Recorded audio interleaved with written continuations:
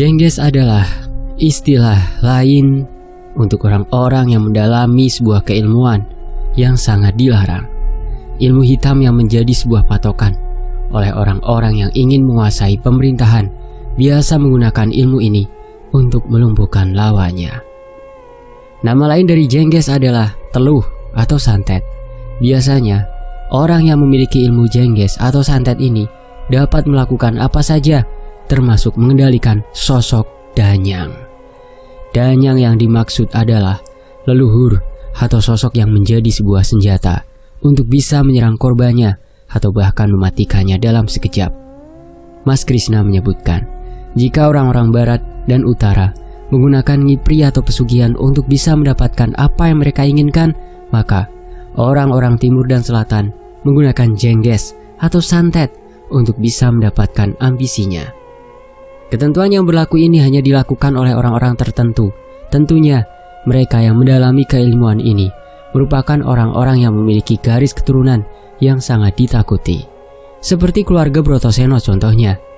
Keluarga ini merupakan keluarga yang mendalami keilmuan hitam jenis ngipri. Oleh sebab itu, garis keturunan dari ibu memiliki garis keturunan yang mendalami keilmuan ngipri. Sedangkan dari garis keturunan bapak, Mas Krishna, menyebutkan tidak semuanya melakukan keilmuan jenis jengges. Pasalnya, ada beberapa keturunan lainnya yang tidak mendalami keilmuan ini, seperti contohnya Raden Kuncoro dan juga istrinya, yaitu Nyi Ratih. Aku masih menyimak segala pembicaraan yang disampaikan oleh Mas Krishna. Entah mengapa, kedatangan Mas Krishna dan juga Raden Surapto seperti membuka tabir baru untukku dan juga Mas Rahardian untuk mengetahui secara detail dari garis keturunan kami berdua. Tak disangka, aku dan Mas Rahardian terlahir dari keluarga yang luar biasa, keluarga yang memegang penuh kendali dari terah masing-masing. Ibu yang memegang terah dari keluarga Ningrat, dan sedangkan bapak masih dirahasiakan. Mas Krishna sendiri belum mengetahui secara detail terkait keturunan yang memiliki marga Artonegoro. Dia juga menyebutkan, orang-orang Artonegoro sangat sulit ditemukan. Tetapi, sekalinya ditemukan dan mereka berasal dari orang-orang timur yang memiliki ilmu jengges, maka kerusakan akan terjadi dengan sekali langkah yang mereka jejakkan ke satu desa. Jengges ini sulit untuk diakali. Serangannya tidak bisa diketahui kapan dan bagaimana bentukannya. Jengges juga menguasai 4 elemen penuh, baik itu air, api, udara, dan juga tanah. Kemampuannya berbeda-beda, ucap Mas Krishna dengan jelas. Aku semakin tahu tentang dunia yang tertutupi ini. Pastinya ada hal lain mengapa mereka melakukan hal itu, entah karena menjadi keluarga pembelot atau pemberontak di zamannya, atau memang kalah menguasai lini pemerintahan. Raden Surapto yang sedari tadi terdiam akhirnya angkat bicara. Dia juga ingin memberikan jawaban terkait jengges yang dimaksud oleh Mas Krishna. Terah Timur sejak dulu sering menjadi pembicaraan. Mereka merupakan pusat berkumpulnya kejahatan, namun tidak semuanya. Jika kalian tahu, Angkoro pernah berkunjung ke sana. Dek, bapak dan ibu langsung terperanjat saat mendengar hal itu. Mereka berdua tidak menyangka jika Raden Angkoro pernah berkunjung ke timur. Apa tujuannya dia ke timur? Tanya bapak. Entahlah, kami dari keluarga Brotoseno tidak tahu menahu akan tujuannya. Namun, ini juga menjadi satu kewaspadaan bagimu, Arto. Setelah kekalahan Angkoro, kemungkinan besar akan ada hal lain. Karena itulah, kedua anakmu harus menguasai dasar dari jati diri terahnya. Dasar jati diri terah? Tanyaku. Bapakmu tidak pernah menceritakan hal ini. Padahal ini adalah pelajaran yang sangat penting untuk membentengi diri bagi mereka yang ditakdirkan memiliki pendamping khusus.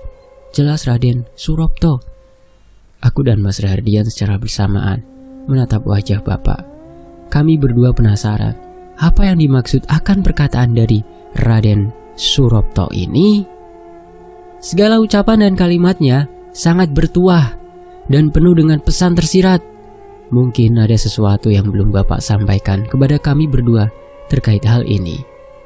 Arto, ajari anak-anakmu untuk menguasai dasar jati diri Trah. Itu sangat penting. Penerus dari Trah yang memiliki pendamping khusus wajib mempelajarinya, jelas Raden Surapto. Tapi umur mereka masih belasan tahun, Kang Mas. Bukankah mempelajarinya sangat amat beresiko, Mas? Tanya Bapak.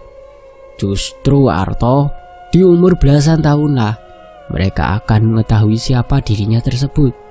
Jangan sampai mereka tidak melakukannya tepat di umur 20 tahun. Jika hal itu terjadi, pendampingnya akan merenggut tubuhnya dan menjadikannya sebagai wadah yang terikat sampai mati. Obrolan semakin berbobot. Aku dan Mas Rahardian semakin banyak ilmu yang didapatkan dari segala perkataan yang diungkapkan dari mereka semua. Mungkin pertemuan ini sangat langka. Manuskrip yang tersimpan rapi di tangan Mas Krishna adalah kuncinya. Mungkin saja di dalam manuskrip tersebut tersimpan banyak rahasia dan hal-hal yang selama ini tidak diketahui oleh keluarga. Siap, Kang Mas. Aku akan melakukannya dekat-dekat ini. Aku harap mereka semua bisa melakukan kesepakatan dengan para pendampingnya. Jelas, Bapak. Setiap manusia memiliki pendampingnya masing-masing. Terlebih lagi bagi mereka yang memiliki sebuah trah yang berasal dari ningrat atau sejenisnya, pendamping mereka bukanlah pendamping biasa. Biasanya pendamping mereka berasal dari leluhur-leluhur terdahulu.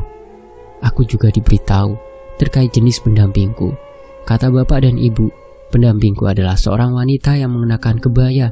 Itu berasal dari trah utara yang dimiliki ibu. Pendamping ini berhasil menjatuhkan 2 orang sekaligus, yaitu Raden Jogopati dan juga Raden Angkoro, dari 2 bentukannya yang sangat ditakuti, yaitu siluman ketek putih dan siluman ketek ireng. Dan yang uniknya, pendamping ini hanya ingin berada di sampingku. Namun, jika di hal-hal tertentu, pendamping ini akan muncul ketika ada ancaman besar yang mengganggu dan memiliki niat untuk menghancurkan keluargaku. Sedangkan Mas Rahardian, dia belum diketahui jenis pendampingnya. Entah karena memang dia termasuk orang yang istimewa atau tidak. Akan tetapi, Mas Rahardian termasuk orang yang sangat beruntung karena dirumorkan akan menjadi penerus dari trah bapak atau trah dari timur. Masing-masing dari kalian memiliki pendamping. Aku baru bertemu dengan pendamping yang berada di sisimu, ucap Raden Surapto sambil menunjukku sebagai orang yang dimaksud. Aku? Wanita berkebaya itu? Tanyaku. Benar, dia bukan pendamping yang biasa. Dia merupakan pendamping yang konon berasal dari sebuah turunan kerajaan terdahulu, jelas Raden Surapto. Aku baru paham sekarang. Ternyata wanita berkebaya yang dimaksud ini adalah seorang leluhur di masa lalu yang masih memiliki sebuah turunan dari salah satu kerajaan. Kemungkinan besar beliau bukanlah orang biasa. Sudah beberapa kali kedatangannya sangat membantu untuk menyelesaikan segala permasalahan yang sering hadir di lini keluargaku. Kalau Mas Rahardian, siapakah pendampingnya? Tanyaku sembari menatap ke arah Mas Rahardian. Dia berasal dari trah timur, jelas Mas Krishna. Bapak sempat terkejut saat mendengar anak laki-lakinya ini memiliki pendamping yang selama ini tidak diketahui olehnya sendiri. Bagaimana cara mengetahuinya? Tanya bapak kepada Mas Krishna. Umumnya, orang-orang yang memiliki pendamping dari timur tidak bisa diketahui keberadaan pendampingnya. Namun, aku sendiri bisa melihat dari sorot matanya yang sangat tajam. Dia mampu melihat sesuatu yang tidak bisa dilihat oleh orang-orang, jelas Mas Krishna kepada bapak. Mata ketiga? Tanya bapak. Bukan hanya itu, anak laki-lakimu ini memiliki mata yang mampu melihat kematian orang-orang. Namun, untuk bisa mendapatkannya, dia harus sabar. Karena itulah perlunya mengasah jati diri trah kalian masing-masing, jelas Mas Krishna. Setelah menjelaskan terkait hal-hal yang tidak diketahui oleh keluargaku, Mas Krishna dan juga Raden Surapto pun pamit untuk kembali ke tempatnya masing-masing. Mereka berdua berjanji akan kembali untuk mengunjungi bapak dan juga ibu jika semuanya telah selesai. Mas Krishna memang memiliki misi tertentu untuk mendapatkan informasi lebih lanjut terkait Trah Timur yang dimaksud. Hal ini dilakukan mengingat kematian yang sudah menimpa Raden Angkoro dan hubungan khusus antara Raden Angkoro dengan orang-orang yang berasal dari Trah Timur. Begitu juga dengan Raden Surapto. Beliau juga ingin membantu Mas Krishna untuk mengumpulkan hal-hal lain yang bisa membantu Mas Krishna. Tujuan mereka yang sekarang diprioritaskan adalah bagaimana caranya agar bisa menghalau serangan-serangan yang tidak mereka ketahui, seperti Jengges. Jika kematian Raden Angkoro menjadi sebuah petaka baru bagi bapak dan juga ibu, kemungkinan besar hal ini akan berdampak kepadaku dan juga Mas Rahardian. Mengapa demikian? Hal ini disebabkan ada tujuan lain yang belum diketahui penyebabnya. Malam itu, udara di desa sedikit berbeda. Sedikit dingin dengan terpaan angin yang kurang enak untuk dirasakan.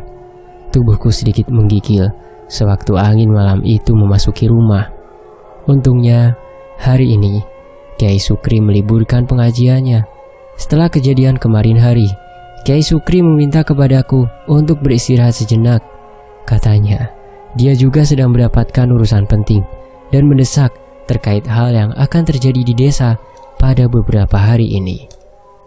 Aku berada di luaran rumah sembari menatap bulan yang indah. Bulan di tanggalan Suro ini benar-benar sangat memukau cahayanya. Langit seperti dihiasi dengan terang benderangnya warna bulan yang terpancarkan meluas hingga ke beberapa sudut langit. Hanya saja, aku masih memikirkan terkait perkataan Mas Krishna dan juga Raden Surapto. Keduanya tentulah bukan orang biasa yang aku kenal. Mereka berdua memiliki garis keturunan yang sama sepertiku. Apa yang mereka berdua sampaikan benar-benar membuatku kepikiran. Ingin rasanya aku mengetahui lebih dalam terkait apa yang dimaksud dengan keterkaitan antara Raden Angkoro dan juga Trah Timur. Mungkinkah sosok yang selama ini ibu dan bapak ceritakan akan muncul lagi? Akankah ada orang-orang yang mirip seperti Raden Angkoro? Mendengar ceritanya saja membuatku merinding ketakutan. Mengapa orang-orang seperti mereka dibiarkan hidup? Bukankah mereka sangat berbahaya? Atau jangan-jangan kehadiran mereka justru benar-benar dibutuhkan oleh orang-orang tertentu? Buak! Aku terkejut saat suara dentuman besar terdengar dari salah satu rumah. Aku sendiri tidak tahu suara apa yang barusan aku dengar. Seperti suara benda besar yang dihujamkan di atas rumah dan membuat dentuman yang sangat besar. Tapi perasaanku tidak enak. Aku merasa hawanya langsung berubah tatkala suara itu baru saja meletus. Entah, leherku terasa dingin. Mungkin ini ada kaitannya dengan cuaca dingin yang sedang menimpa desa ini. Akan tetapi, mengapa dinginnya seperti hal yang aneh dan tidak lumrah? Dinginnya sangat membuat tubuhku sedikit mati rasa untuk menggerakkan tubuh. Tidak berselang lama, terdengar suara jeritan salah seorang warga yang membuat orang-orang berlarian ke rumah tersebut. Tolong! Aku melihat banyak warga yang berlarian ke salah seorang rumah warga. Ibu dan yang lainnya juga mendengar suara teriakan tersebut. Ada apa, Dek? Tanya ibu. Nggak tahu, Bu. Tadi ada suara dentuman besar gitu. Terus tiba-tiba hawanya menjadi dingin banget. Nggak lama kemudian muncul suara teriakan minta tolong. Jelasku kepada ibu. Pak, ucap ibu. Bapak ke Kyai Sukri dulu ya. Bapak segera mengganti pakaiannya dan bergegas menuju ke Kyai Sukri. Aku pun meminta izin kepada ibu untuk ikut bersama bapak. Bu, aku mau ke sana ya. Jangan, biar bapak dan Kyai Sukri yang menyelesaikan perkara ini. Aku merasa khawatir dengan bapak dan juga Kyai Sukri. Apalagi pertanda seperti ini sudah diberitahu oleh Kyai Sukri sejak kehadiran sosok hitam yang mendatangi rumah Kyai Sukri.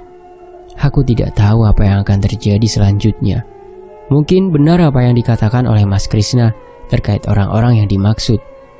Jika orang-orang yang berasal dari timur melangkahkan jejaknya ke desa ini, itu berarti dendam dari Raden Angkoro mulai digaungkan.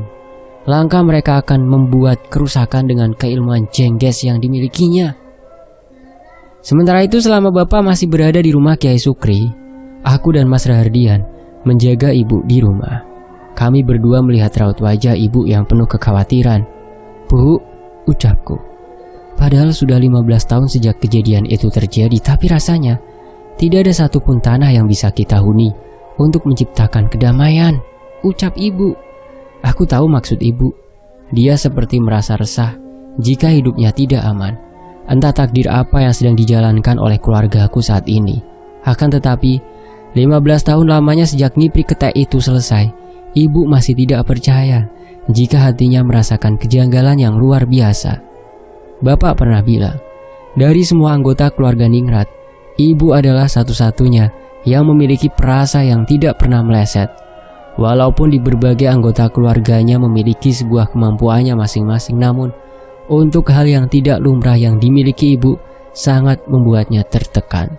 Apalagi jika hal itu berkaitan dengan kejadian buruk yang akan terjadi. Hati ibu terasa sangat tidak tenang. Ia kerap merasakan resah.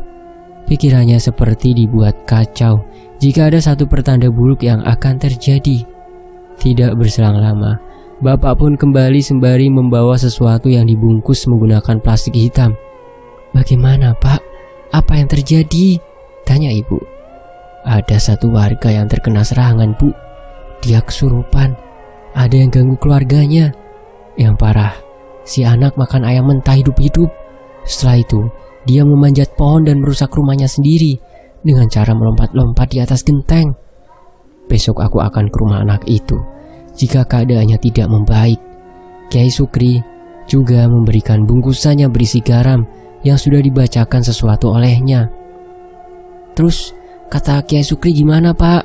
tanyaku. "Benar kata Mas Krishna." Semua terdiam. Aku merasa tidak percaya jika apa yang dikatakan oleh Mas Krishna benar-benar akan terjadi. Sosok yang merasuki tubuh bocah itu adalah kiriman yang berasal dari timur. Ibu pun menghela nafas panjangnya. Kali ini perkiraannya benar-benar tidak meleset. Dia tidak tahu siapa yang akan datang nanti. Namun tekanan energi yang berdampak kepada kacaunya pikiran ibu seperti menandakan bahwa orang-orang yang akan mendatangi desanya adalah bukan orang-orang biasa. Mereka bisa saja memiliki niat tertentu untuk membalaskan dendam atas kematian dari Raden Angkoro. Bapak segera memeluk tubuh ibu. Aku dan Mas Rahardian saling berpegangan tangan. Walau bagaimanapun juga, kami tidak akan mau kalah lagi.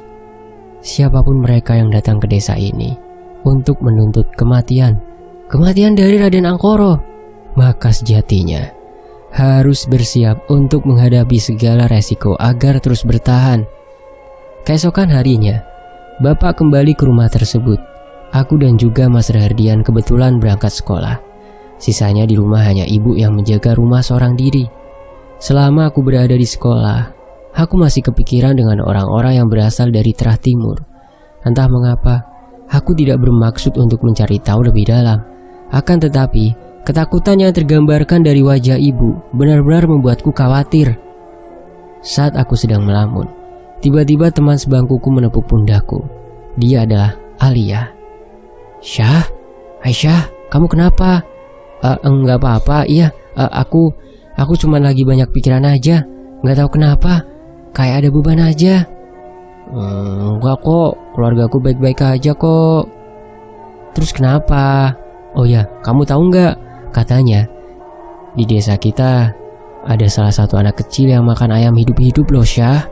Dia ngamuk-ngamuk, juga sampai manjat pohon terus naik ke atas rumah. Aku tahu kok ya, cuman aku nggak tahu siapa anak kecil itu. Kok bisa ya? Aneh ya, Syah. Desa kita kok kayak kena serangan gitu. Biasanya desa kita kan aman-aman saja. Alia merupakan temanku. Dia berada di desa yang sama sepertiku. Tidak heran jika rumor ini menyebar dengan cepat. "Aku ke kamar mandi dulu ya." "Oh ya udah." Aku pun bangkit dari tempat duduk dan meminta izin untuk menuju ke kamar mandi kepada ibu guru.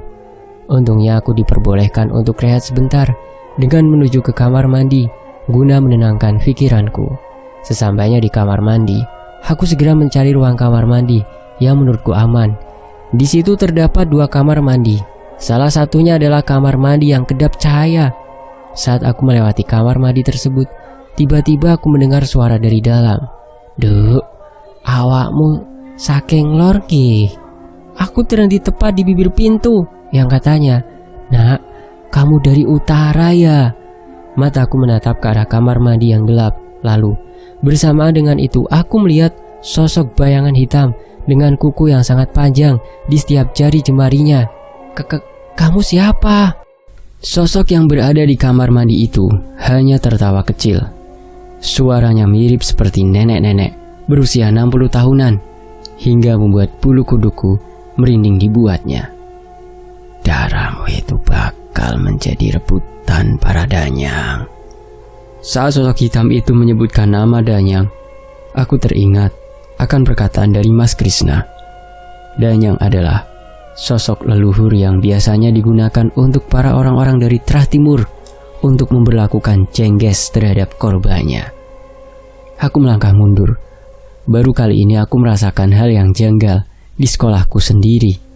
Tidak pernah sebelumnya aku temui hal-hal yang aneh sesaat sebelumnya melewati kamar mandi ini.